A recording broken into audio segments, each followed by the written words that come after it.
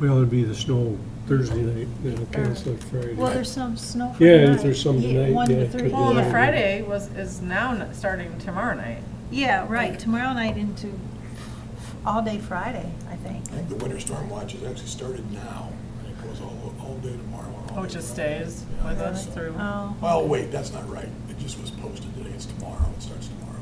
starts tomorrow for the. Great. Oh, Lord. Well, 45-mile-an-hour wind is probably going to be enough to move that snow around, I would think. It's pretty heavy snow, but Yeah, I don't think, the only thing that'll be moving is what's coming down. Once it, stuff that's on the ground already is is there going gonna, to be a crust on it, I wonder? yeah, that's gonna stay. I just moved some tonight and it's dry out a little bit. Really? But if you get that crust on it, that should help keep it down. The crust is good, so that stuff won't blow, but then it just fills in. Everything blows across it and fills in here. You know, it is what it is. It's what living in Iowa is about, I guess. We had a pretty good November and December, didn't we? Yeah, super. I don't know why my parents decided to have me in January. My birthday's next Tuesday. Cold, cold. Yeah.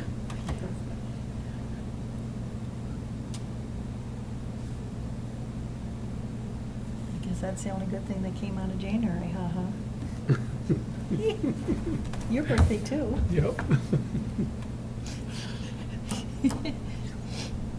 Us old timers, huh? All right, it is 5:15. Okay.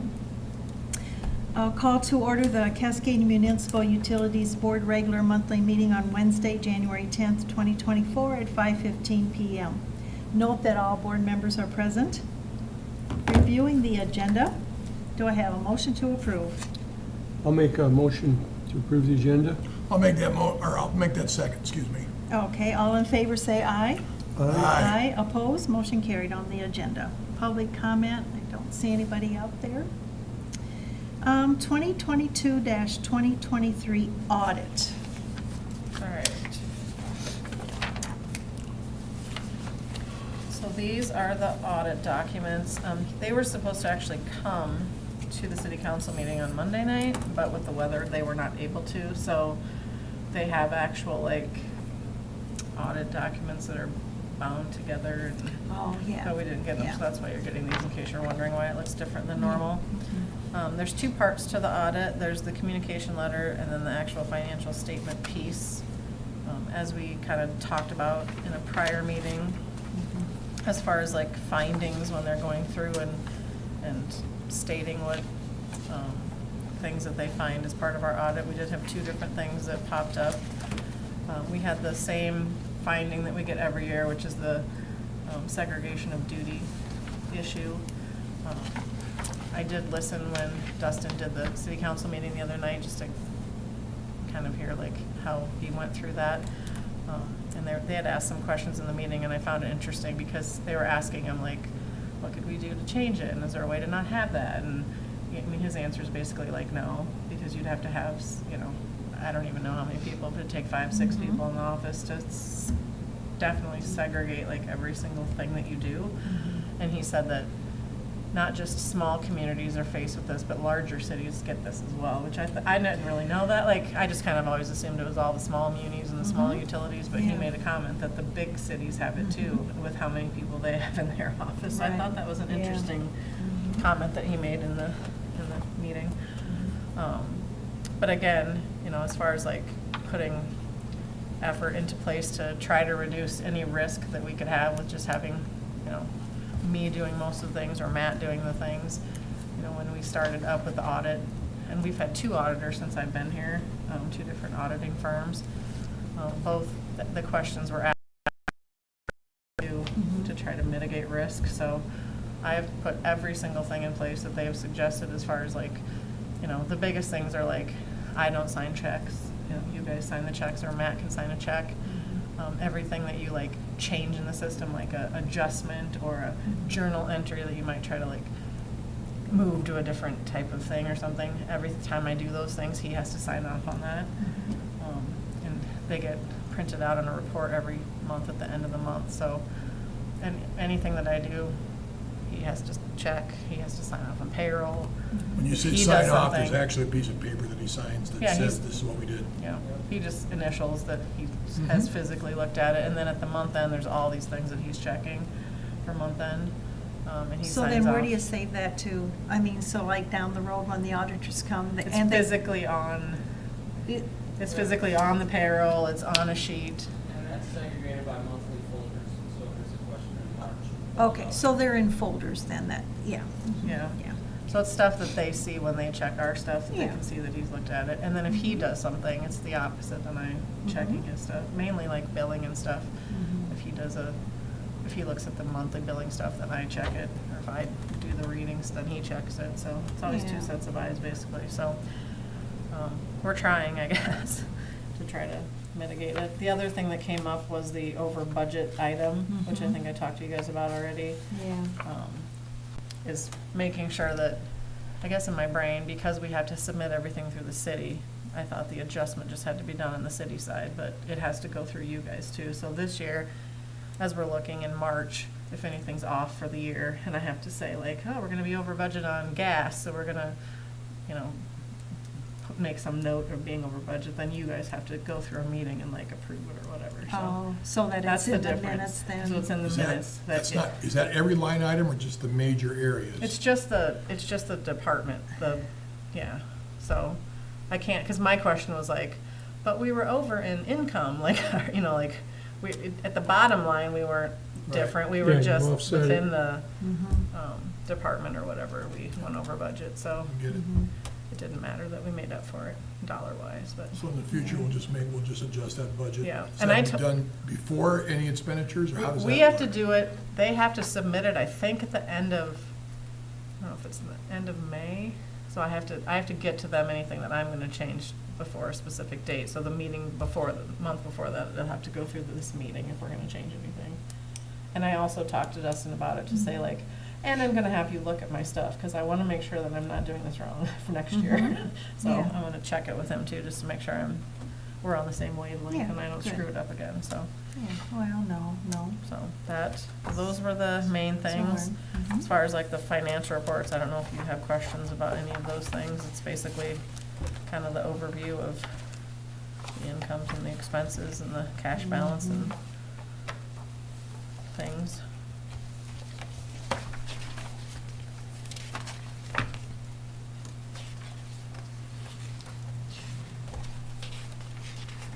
I just, I did briefly, go through, I didn't read word to word.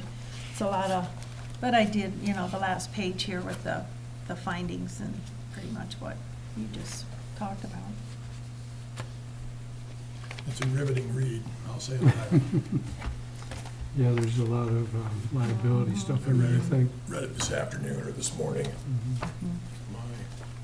Did anything pop out then, Greg, when you No, read just every those word? two things, that's the Yeah. whole. Yeah, You have everything, well, of course, Yeah. that's how they get to that point, though, is to Yeah. tell you, well, this is what the problem is. Right, but yeah. Everything else, it's like, yeah, either we're not looking at this or it's normal. mhm, Yeah. mhm, yeah. So, okay. Any other questions or concerns on that audit? Do I have to roll call? Or do we just approve? I think you just approve it. I'll make a motion to approve the 2022-2023 audit. I'll second the motion. All in favor, say aye. Aye. Aye, opposed, motion carried on the 22-23 audit. Thank you. Prelim on the budget discussion. So next month, we'll be bringing the budget for next year. Seems like we just did this, like it's, I don't know, this year flown by or something, Yeah, but I know.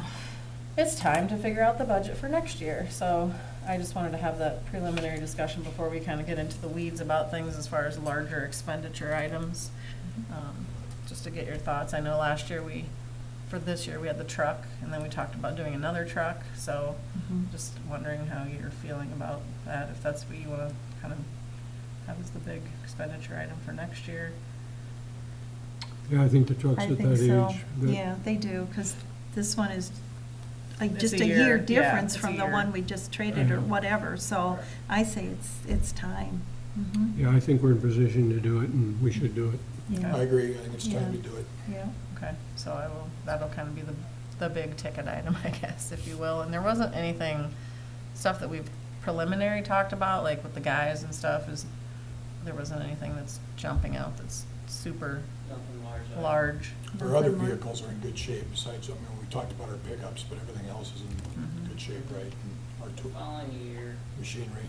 after that, we might look at downsizing that, bucket truck we use for the streetlights a little bit. That's really big for what we use it for anymore. So we'll kind of keep an eye out to see what market is and look at downsizing a little bit into like a 1 ton or a ton and a half vehicle. But that's a lot of truck for just going out and doing streetlights, and that's all we use it for. Really? Okay. We'll see what a couple of years brings. What year is that truck, Matt? 2003 or 2004. Oh, We bought it brand new. With all the annual inspections. That was the truck that we went through and did the hose work on it. Right. Hoses were starting to show blisters and yeah. deterioration. So Mhm. gotta keep it safe. Yes, definitely.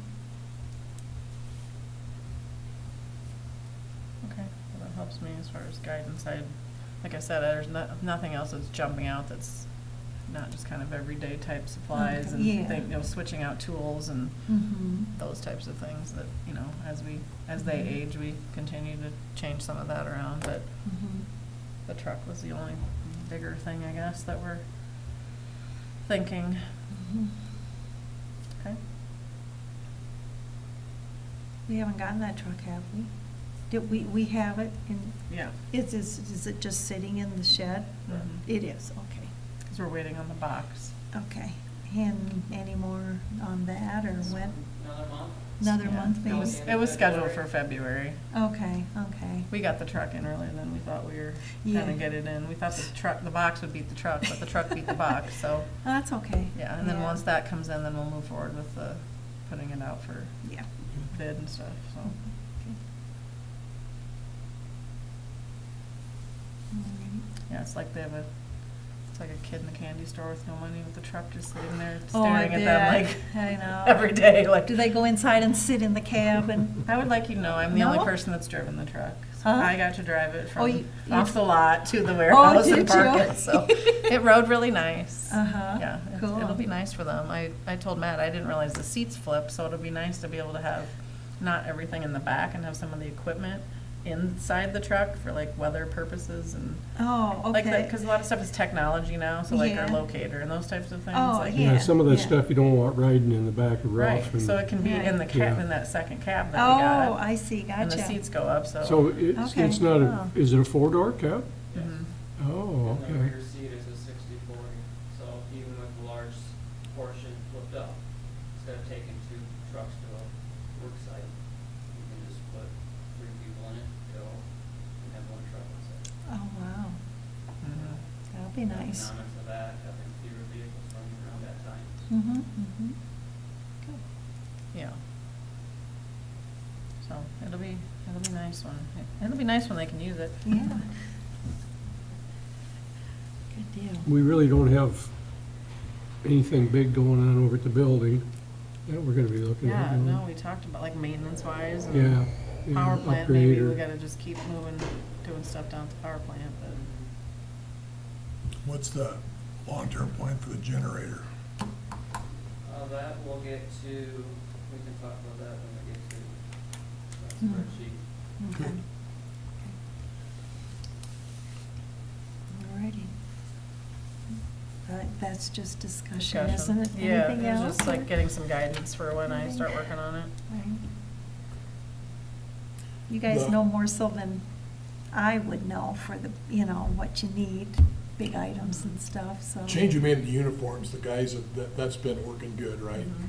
It's actually that time of year. In February, we usually load up for the year, so I just went last week and this week and emailed to get different costs and prices associated with new FR stuff, so waiting to get all the quotes back, and then whatever's the least expensive, we just go with. Mm. Switch out pants, shirts, sweatshirts, coat, Coats we're gonna do every so many years, depending on how long he's due for a new coat, so. Because they only last so long, don't they? Mhm. Starting to Yeah. get some holes wearing through. Yeah, around the yeah, gloves, you, still yeah. underneath.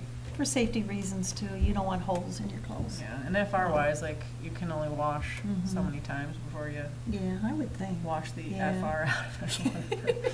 So. Yeah, I know. New Yeah. jeans are a mandatory thing every year. Mhm. So, yeah, they kind of just tell me what they want and Mhm. try to get it as Yeah. Good. economical as we can, make sure it's what they need, so. Mhm.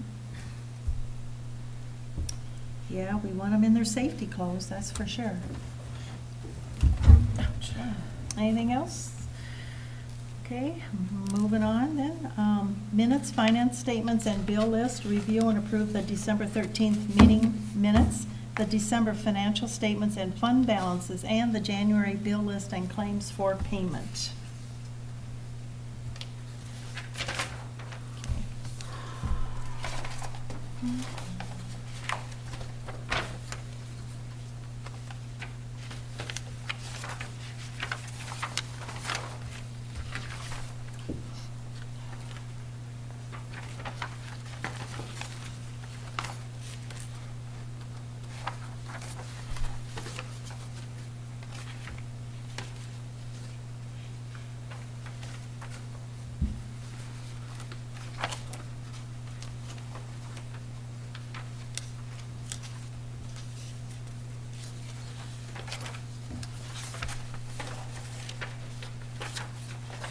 A few more rebates again, which is good.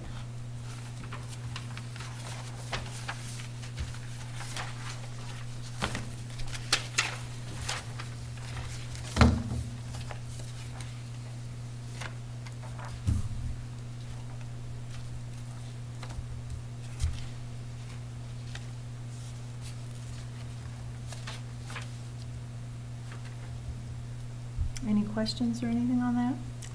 You'd make a motion to approve the minutes, finance statement, and bill list? I'll second the motion. Okay, all in favor, say aye. Aye. Aye, opposed, motion carried on the minutes, finance statements, and bill list. Correspondence, the December plant summary metrics and the energy efficient reports. So we had a little power outage, not very, like what, 9 minutes? Was it Southwest 9 minutes, feeder? 11 minutes, yep. Yeah. We were doing some work over at the Bach building, Mm. and we're installing a transformer base. In order to start digging, that was one continuous line that went from the power plant, and it fed everything to McKinley Street. So we had to go to the power plant, and we talked about phasing equipment that we had that we were borrowing from the Iowa Municipal Utilities. So we went ahead and did that at the beginning of the line and at the end of the line, and knew what our phases were. So we were able to open up that line. So it'd be fed from one direction to the point we open it up, and then it'd be back fed from the other direction. And we did that. When we were pulling the line out, there's something with that line that it sensed a short to ground. So I was actually in the power plant doing my morning rounds, and at that time I went upstairs checking the breakers, and I could see that the southwest side breaker was tripped. So at that point, before this, called the guys, like, hey, what's going on? I'm at the power plant, the breaker's tripped. They told me the task they were doing. So tried to re-engage it. That morning the breaker wasn't working the way I wanted it to. So got on the phone with our engineer and walked through the process. So it took nearly 10 minutes, but Oh, got it back on. So it sensed like a short to ground that it didn't like seeing, even though we had it totally separated. One feed coming from one way and another feed back feeding the other way, and had it open, but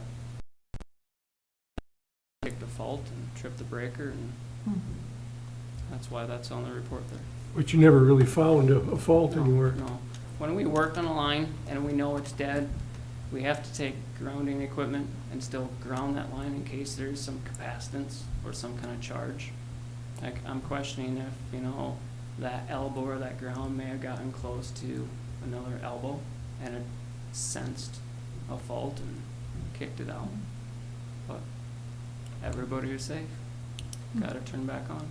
Which street is McKinley, Matt? Because I'm just trying to. Out by picture Ivan the- Kurtz, west. Oh, okay, so from the Yep. plant all the way up So there. naturally, it was Oh. one line going from the power plant all the way west, and then it was parked, meaning there is a dead end elbow on it, and it wasn't feeding to any other direction. So one continuous strand, which that's long distance for one phase. Mhm. So we feel better now that even though it's not in the middle of the whole line, you know, there's only about a third of the beginning line carrying a load, and then the rest of it's coming back around. So we kind of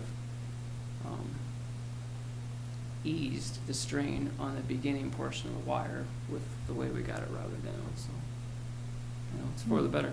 Yeah. And then this spring, when we get the transformer, or this summer when we get the transformer, we'll then go back and pull a new line to the transformer, plug it in, and continue with the normal loop the way it was. So this is just a, Oh, you okay. know, a temporary thing.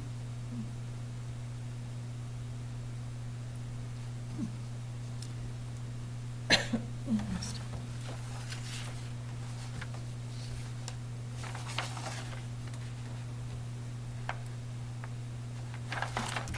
Couple peaks, 12:11 at 8:02, and the other one was on 12:18 at 8:58 in the morning. Yeah, so the smaller load would be the instantaneous peak.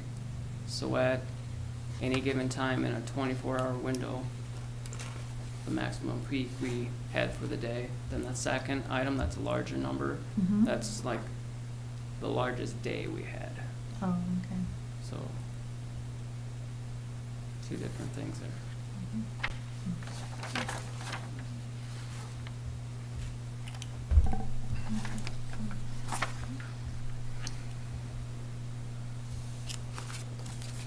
I have a motion for the correspondence. I'll make a motion to approve the correspondence December plant summary metrics and energy efficiency reports. I'd like to second that, please, Barb. All in favor, say aye. Aye. Oppose? Motion carried on the correspondence. Next is the manager team lead report, the workload, snow helper, and electric load update. We do workload first. Yes. We also give an odorizer update too. We'll talk about that after Okay. our conversation earlier today. All right, at our last meeting, I discussed that we were working at the Bach building, so we did a little bit more work over there after the last meeting. We just talked about that outage that was caused or that we had while we were over there. So on the gas side, the gas service has been installed to the building, and that got turned on after Christmas. The plumber had everything pressure tested, ready for gas, so they have temporary heat over there now. So they're up and going. And then we've been repairing, replacing streetlights as needed. Seems to be a common thing this time of year with some of the older lights, the high pressure sodium lights, the gas kind of starts leaking out of them with the difference in temperatures from going from heat of the summer to the cold of winter. So we've been getting calls about quite a few lights that'll turn on. They'll be on for a minute or a little while, shut off. Well, that's the bulb having to cool down because the gas has leaked out of it. It's not keeping it cool. So once it cools down, it'll restrike, turn on for a point in time, go back off. It'll do that all night long. Really? So we've been taking care of those items. The Christmas lights in the park, everybody has seen, we've gotten that taken down, along with the roadway decorations. So that's some of the workload. And of course, we had the holidays in there, so that took away from some productivity. Well, all the Christmas lights and, you know, I appreciate you guys doing all that, and, I mean, that all takes time. Sure does. You just don't do that in, you Mhm. know, half an hour, you know, and stuff, so, you know, and it sure looked nice down there, and appreciate all the work involved in that, you know. It's, some people don't like to work with lights, and I give you kudos for doing it. Thank you. You got anything before I go to the next sheet? You wanna do odorizer? Okay. So last year we installed a new odorizer at the TBS. We got that from USDI. The last couple of weeks we've been getting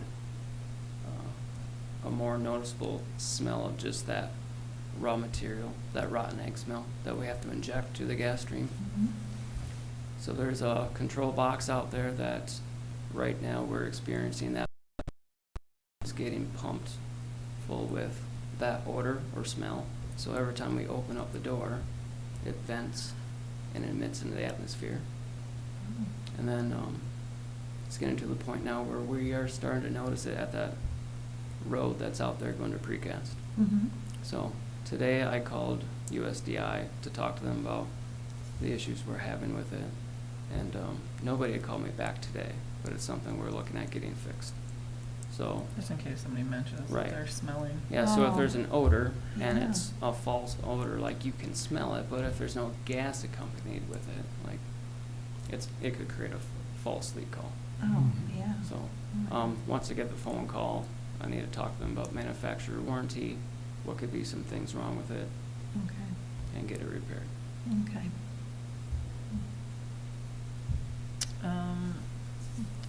The snow helper, what that means is, I don't know if you saw, but the city at one point were talking about hiring somebody to go around after snowstorms to see like who hadn't shoveled. That kind of changed in the meeting this last Monday. They're gonna have, like Fred basically be kind of in charge of doing that now. But when Lisa and I were discussing it, I just kind of offered up, like, because I think the concern was if something happens and you can't do things, it's a timing thing, like so many hours after whatever, they're gonna check, and then there's like a notice, and they have to basically hang door knockers, and so I just said if for some reason, like, they need a backup, because normally the day after a snowstorm, we're probably not like outside digging and doing anything. You know, we're cleaning our own snow and that type of thing, so I just said that if her guys are all out shoveling and doing things and something happens and Fred can't, do something, or he's in Hawaii or whatever, that, to let us know and that we would help them out in that situation, because it's a Okay. timing, it's no different than like when we do our notices and we have to do our things and specific dates and times, so just so you know, I offered to help back them up if they needed help with that. And then I just put down for workload, we also have, it's year end again. And so it's that time of year where we start seeing all of our year-end reports pop up for governmental reports, and the guys will have all of their OQ things to do and their tests they have to take, and all that stuff's coming again here, coming up this month and next month, so lots will be going on here for them in regards Is there a to time that. frame on that? I mean, like you said, pop up, is it the month There's- or two, or is it like? Well, the year-end reports are between now and March, basically, the Okay. biggest ones. Okay. And then the O&M stuff is at the same type of time frame, January, February. And then sometime at the end of February, beginning of March, we usually have somebody come out and qualify Okay. hands-on stuff. So, same type of Mhm. time frame, I guess. So it's that time of the year. I just want to make sure you guys knew that. Okay. Electric load update. Yep, electric load update. So in the past, we've talked about load shed, and that would be something coming down from SIPCO if the outer grid ever got into a scenario where there's not enough energy. So that sheet there says firm load interruptible program. That is what SIPCO calls it. And then below it says load allocations. SIPCO is responsible for 20% of Alliance West load. So Alliant has a substation called Alliant West. And it's been deemed based off our data and other utilities with them, and like Lincoln and Macocota Valley and Farmers and Eastern Iowa Power Corporation, like our load responsibility or our share is that 20%. So go down to the next line, enter the load, SIPCO load shed, MW. MW stands for megawatts. So if MISO is coming to Alliant West and saying, hey, there's this emergency out there on the grid, they would look at their total load, and then they would know that SIPCO's is 20%. 20%. So slightly above that first orange square box, I got 50 times 0.20 equals 10 megawatts. So if, So basically, these 4 boxes are just guessing. Remember how I Yeah, said, like, they're we're not estimates. gonna know what they're gonna tell us yeah. to shed? So these are just like Yeah. 4 different scenarios. If they were to come down and say we have to shed a specific Yep, amount, this is so that associated percent. with that, if Okay. Alliant was told to shed 50 megawatts, our portion is 20%, it'd be 10 megawatts. Mhm. That's in that first box. The next box with the 60, if they were asked to shed 300 megawatts, our shared load of that would be 20%, we get to 60, and so forth down the columns. If they were requested to shed 500 megawatts and 750 megawatts. Now, of course, that 20% with SIPCO, that's not all of Cascade's load. So that's where it goes down individually based off of data from 2022, what each utility's peak value was. So I put in the 10 megawatts on top, and then it automatically calculates each community's responsibility. So in the first column for a 10 megawatt shed with SIPCO, we would be responsible for 92 kilowatts. Not a whole lot, I was gonna say, but- that's not very much. but this it? is a variable.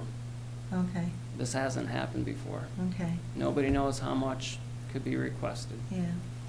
On that far right column, the 150 Mhm. megawatt load shed, I don't even know if Alliant has 750 megawatts of load, period. These are just figurative numbers. Mm. But we have this spreadsheet, and the day may come where we're told how much load they have to shed, Mhm. and it will compute what we need to do. So Matt, in very broad layman's terms, what kind of hold does this put on what we can, in our power that we have available to our clients? If we've got a shed, for example, 92, Yeah. what does that mean for how much of the town's gonna have to go dark and for how long? Well, you mean like a percentage, Greg? Well, I'm just looking at these, trying to figure out in my. Like, is it, yeah, so like my if you head, go what through the does it 92 mean? or the 5 I see the numbers, Yeah. but what do they mean Yeah. for us, for our community? Right, Yeah. Okay. yeah. So the 92 kilowatt is a very small load. One thing I'm working towards is going out to some customers, and right now my primary thinking is the industrial feeder, some of our industrial customers.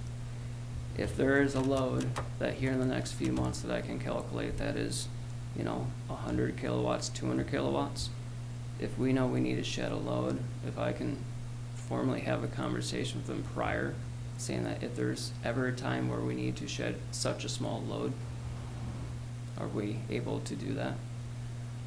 Which would be like putting them as like an interruptible customer. It would be putting them basically. as an interruptible customer. Okay. That would be one way for us to achieve So we it. sign a contract with them, they get a reduced rate for that. That's one Forgiveness. option. And you gotta calculate, you gotta figure out where you're gonna be with that. Yep, Mhm. yep. The second way of doing it is we have 5 breakers. The industrial breaker, the northeast, the southeast, the southwest, and the northwest. Regardless of the size of the load, how great or how small we have to shed, if one particular breaker is pulling 500 kilowatts an hour, and we're only required to load shed 92, we don't have a means of going out and breaking it apart and just achieving that exact number that we're asked to do. We're Okay. going to a breaker, looking to see what breaker has the smallest load on it, and that breaker's off. Gotcha. So with that conversation, if you move up Mhm. into the third column, Mhm. and it said that SIPCO needs to load shed 100 megawatt, our responsibility is 922. Mhm. There are days where it would take 2 breakers to shed that load. Oh. Because one might be at 805, well, let's not even go with that number. One might be at 400 kilowatts, Mhm. and the next one could be at 1200 kilowatts. Okay. So we're not going to be able to nicely split up that piece of Mhm. pie and only shed what is needed. We have to shed what we can, and if that happens to be overshedding, there's no way to minimize that. What's the time frame for that, our need to do that? I mean, how long are we talking about shutting people down for? So with the documentation that I went through today from other previous packets I've given you, it is said that customers could expect 1 hour. 'Cause they talk about doing it rolling, like, you know, if we were Yes. gonna start, would we do one section for an hour and then Yeah. switch Yeah. to the next section for the next hour, and the next, you know, so Mhm. it's not putting one section down for 6 hours or, you know. Nobody gets too cold before you Right. turn it back on. Correct. So Mhm. that's where if it became more than an hour, we as a utility have the right to change what part of town we're shedding. It just has to meet the requirement. Mhm. So let's stick with that 922 kilowatt.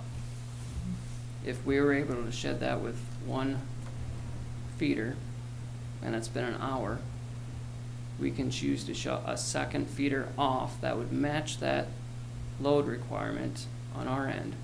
But we have to shut that down first before we bring the previous load on.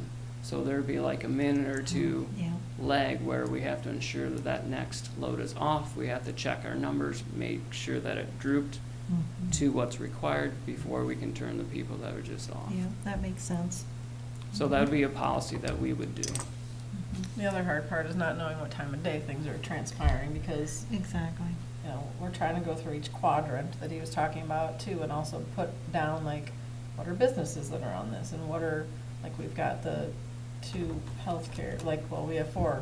We have the doctor's offices, and then we have the nursing home and the Riverbend, and, well, Riverbend's not on ours, is it? No, No, no. so never mind, Riverbend's not on us. And then we have, like, some of the larger factory type things, and we've got the schools, and, you know, so it's just trying to figure out where everybody sits too, and like, is it in the middle of the school day, is it not in the middle of school, you know, like, Yeah. is it in the middle of the night, and Mhm. so it's, Yeah. there's so many Does the nursing home factors. have backup capability? They do have a generator, but I'm not sure how, The It's last- probably for emergencies. It Yes. probably wouldn't carry their total load. So I haven't been Who's in that? there to look at their generator. The nursing Oh, homes. nursing Would it be home. set up so that their oxygen and things like that, where their immediate needs would be met? That's a conversation I'd have to have with We them to don't know know if for that's the way sure. it's set up now. But I just know they have a generator that they kick in when like you know, something happened, Mhm.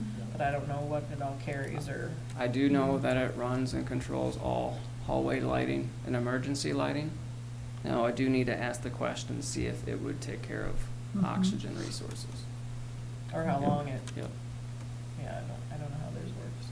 And then, Greg, you talked about generator, you had a question. So to prevent having to load shed when the day comes, if the day comes, and of course, we handed out packets, and you have seen the whole procedure with the National Energy Emergency Plan. Well, there's the So different there's, steps, like step 1, step 2, step 2A, step 2B, step, Yeah. you know, before we even get to the point where we So would for have us do to get this. to this, it would be a step 5. It'd be a couple hours in the making before this would ever happen. And first of all, we'd have to go to a step 0, which we had been at a 0 a couple times this year, saying that, hey, the markets are favorable, that, you know, there could be a shortage of demand on the grid. If that happened and we got to step A or B, 2A, 2B, Okay. I can't remember. SIPCO owns 2 of their own generators. They're 1,800 megawatts apiece, so they have 36 megawatt that they would first start and put online to try to control the situation. If that wasn't enough, then the municipal engines, like everybody on the sheet, Greenfield, Growley, Strat, Stewart, Lamoni, all these guys, including us, we would start up to help add reserves to the grid. And then there are communities that have interruptible customers that may have their own generators, or the utility has gone forth and said, hey, if the day comes and we have to interrupt you, you know, there's that contract. So there's all these things in between that we're doing to prevent number 5, the load shed. But if that day came, we as a utility have the capability and the option that if we want to go and do another generator, install a generator, it would have to be such a generator that we did not accreditate to SIPCO. We would have all that expense on the utility and our ratepayer, but we can have that generator as, you know, ace in your back pocket, where when the day came and they said, hey, you need to shed load, we would put in a generator that was, you know, let's say 1,500 kilowatt or 2,000 kilowatt. We would have that ability to turn on that generator at a particular setting to achieve what we're asked to shed. Instead of shedding it, we would be feeding it back onto the system, and then therefore they would be seeing our town load drop that amount.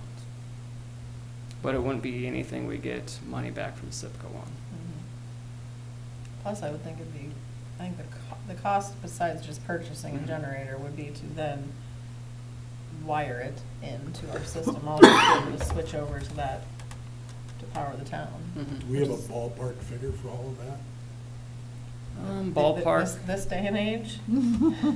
I know I'm asking for a lot. Yeah, no. very easily 1.5. Yeah, Mhm. I think that's I was gonna low, say, thinking of the yeah. technology to Mhm. wire it in. That's the only way I can think to explain it, but, because we'd have to physically. It would be a unit like we already have at Redirect. the substation. We'd be putting in a second engine in a container. That project was just shy of 1 million, Mhm. and a Mhm. new engine would be 1.5. But that's not to wire it though, into skate, like, It'd be very close. you think, to Yeah. get everything routed to that if we had a. 1.5 to 1.75. switch. That's what that whole project included out there. Mhm. So that would be an option, but it's not something that we're certainly presenting today. So I realize we're planning for emergency, but what's the likelihood? I mean, has this happened to us in the past anytime? No? No, What's this the is, likelihood this is for all going new. forward? The Is it- likelihood is something that nobody can answer to us. Mhm. Yeah, I mean. So we just have to be Mhm. forthcoming. We've seen it start, and then it goes, you know, we've started to Someone come down attacks the that. grid, we can't, we don't control that. Mhm.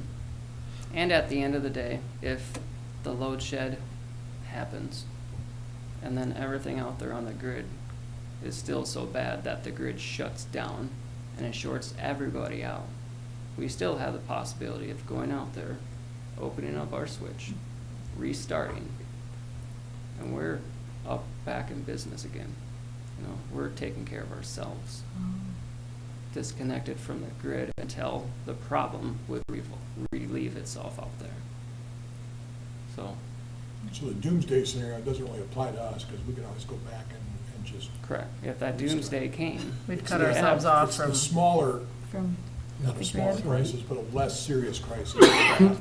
We're then Correct. locked into trying to help with. And it's very hard to explain to a customer that, you know, I pay my utility, I can see your generators are running, And I'm in the dark. why You am know, I in that's the dark? And I asked Matt, and the guys were in talking about it too, you know, like, is there a scenario where, because we will have notice, like, if, like, stuff starts to go, let's say next week's getting cold out, and we, by now, if something they were worried about everywhere, they'd start sending emails, so it's kind of like a little heads up type thing, like, at some point in time, you know, if we go out to the public and say, like, this is coming, like, we need you to do these 3 things. Now, in the winter, I don't know if that would really make a difference, because it's gonna be cold out, you know, no matter how far down you turn your furnace, it's still gonna run, because it's cold Mhm. out, so it's always gonna run. So, versus in the summer, if you maybe don't have air conditioning all the time, and it cuts that demand, Mhm. you know. Well, and same thing, you shut somebody down for so certain period of time, when you get the power back up, now it's gonna run and make up for it. Right. So everything you Yeah. fire Yeah, back, it's all a, flip it Right. back over, then back on, then it's, your load goes up because, Right. or, you know, your load doesn't drop because everybody's, mhm. is requiring. I was trying to think, like, are there things we could put into place when we know we're at that point, like, okay, it's now, and everybody does something that, you know, they're able to, without just hard shutting people off, but. So with that schedule that I've handed out in the past, and I can get it to you again with Yeah. the line items, phase 1, 2, and 3, and within 1, there's A, B, and C, and within 2, there's A, B, and C. Within that packet, it does come to a point where it says you should start notifying your community about maybe energy efficiency procedures. You know, is there something that each household can shut off Mhm. to maybe help Yeah. save load. So, what I wanna do is What do put they a want? pie chart together, and I'm working on this. I just don't have enough clear-cut data so that when you ask questions, I can tell you for sure all the answers. But doing a pie chart, that would include all the not the residents, but, the industrial customers. So like, what would Weber Metals use at, peak time of the day through the summer and or the winter? And then kind of go through each business like that and have it on a chart so that I can formally tell you, here's what we got going on. Right now, the best thing I can do with utility history and electric readings is tell you what they use in a month. And then that number, I can divide it by the hours in the month. So let's say December, it's 44 hours in the month. That just gives you an average. That doesn't tell you, during the winter, the coldest of days, this is what they're using per hour. And that doesn't tell you that same scenario during the summer. So I'm working on getting that exact data to present to you. That will tell us at that point then, Matt, that if it makes sense to us to tell everybody, turn your dishwasher, your wash machine Yes. off. Yes. That's, Yes. but my point is, or what I'm asking, I guess, is does that kind of thing make a difference in the long run, or does this have to be more of our industrial users that are the big heavy users? It depends whether we're being asked to shed. It depends on how much we're asked to shed, Okay. Yeah. the point in time of day. Is it winter? Is it summer? Is school in session? I mean, just looking at all the scenarios of basically where do you start? A lot of unknowns we need to work out yet. Yep. There's no like one of our managers, they've got some businesses that are just, that they would be the place they'd go, and they have them all set up with contracts and interruptible, and if we ever have to do this, we just call them, and that's it, and then, they have a more clear-cut path of Right. whether it's this or this, and we just don't have that here. Our city's been so consistent with the backup generation that nobody has needed to put in their own generation. And that would be a community that she's describing where those customers have had to plan for outages and reliability. So they've gone to them and said, hey, we'll work up a contract if you're able to disconnect, we'll replace fuel cost, or, they've worked out an item like that. Be nice if we had those in our community, but we don't. Has it ever been calculated, the cost like of us generating versus our purchase cost? Oh, yeah, heavily. Yeah. That'd be an interesting number too. I mean, right now, it's not a big deal because we don't really have to generate much, but if it comes to the point where generating more, it'd be Well, talking to be our another operators. factor. Talking to our operators today, if we just had to start one engine and run it for an hour, there's 130 gallons of fuel at maximum capacities. So 130 gallons at 100%. If you're only running at 60%, 75%, of course that fuel consumption can come down. But it wasn't too long ago, fuel was $4 a gallon. So $4 a gallon, 130 gallons, you're at $520 for an hour. That doesn't include expensive manpower, maintenance it takes throughout the year to keep things going and reliable. Yes, it has. Yeah, so I mean, my point was that if And we somewhere down get- the line you're generating a lot, then do you change? Well, but and then we How do also you get do paid that? back Yes. when we're asked to generate. Like when we generate, it's part of our agreement that we get, Right. you don't necessarily see it because it just comes off our electric bill, but our overall bill with them. it And I comes can down. break that out for them. to Same show thing with them. of the generators that we purchased, we're still getting credits put onto our electric bills that we get credits for those every month, so.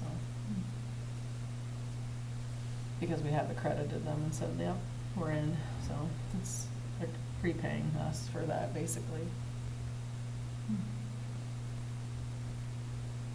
To help offset when we've had to purchase them and make them RICE compliant. So not to leave with more questions than answers, but it's certainly a subject that's still being looked at. And will the day come? Maybe, but nobody can answer it. Right. Nobody's been asked to do this yet. There's a lot of things in the wind right now.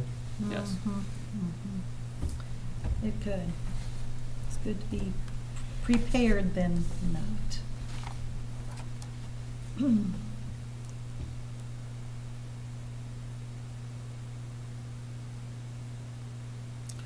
Is there anything else for Matt on his chart? And I like to see that, what you said about the different, like Plan A, B. Okay. I'd like to see that again. Okay. Yeah, yeah. Some things I do try to keep aside and keep, but Okay. I don't think I have that. All right. Well done with this, Matt. This is interesting. Yeah. Yeah, this is very interesting. Because if you look at this and you look at the plan summary, you can kind of, can see the loads and you can kind of get an Mhm. idea then, Mhm. you know, Mhm. what they're talking about. Yeah, so that plant summary, I get that information from our SCADA system. Now, SCADA, as you can see, is very good about telling me what was the instant peak on Mhm. what day of the month, what was the largest amount of energy we had to take from SIPCO. Mhm. What it doesn't do for me, it doesn't tell me, and it doesn't save that hourly history for a customer. You know, that is something that's captured through a meter. And at some point in time with radio read technology, we'll be at that point where we can log in and say, hey, you've used X amount of kilowatt per hour. Mhm. But we're certainly nowhere near that either. So right now, doing studies and data, it's going out at the top of the hour, writing down the number, going out the next hour, writing it down again, and subtracting the two from one another. So that's kind of where I'm at right now.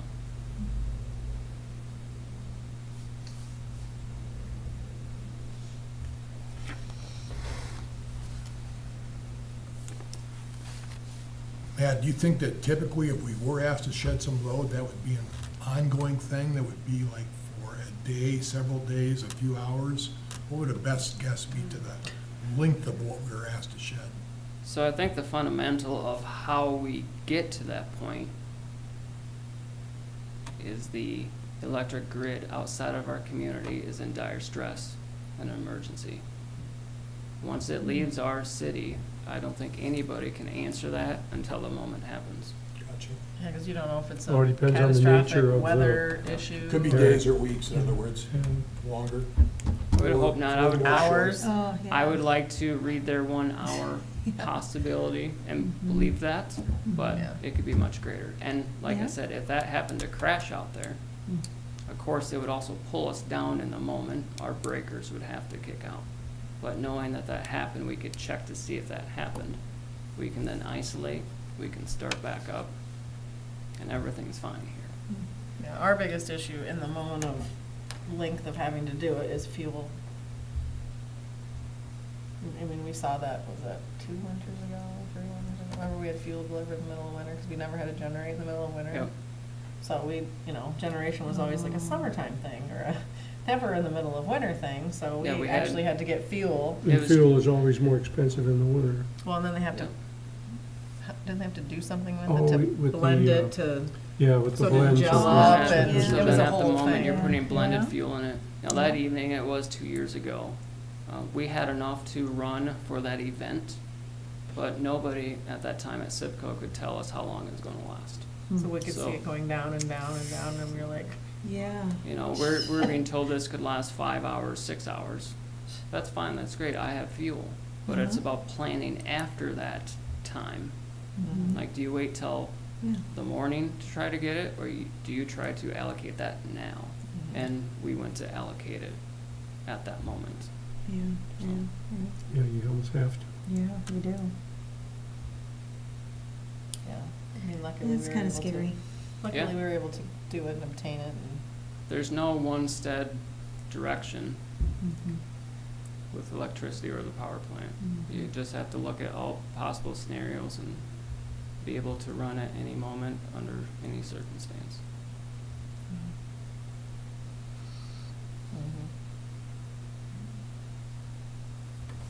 Okay, That's why all we I got good hands involved, right? Good hands involved. well, and then we have to Yeah. hope there's not a random diesel Mhm. shortage or something at the same time as catastrophe, Yeah. can't have I a know. catastrophic event at the same time of having a diesel shortage, we'll be in big trouble.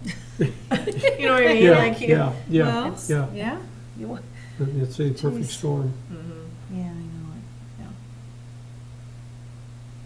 Mhm.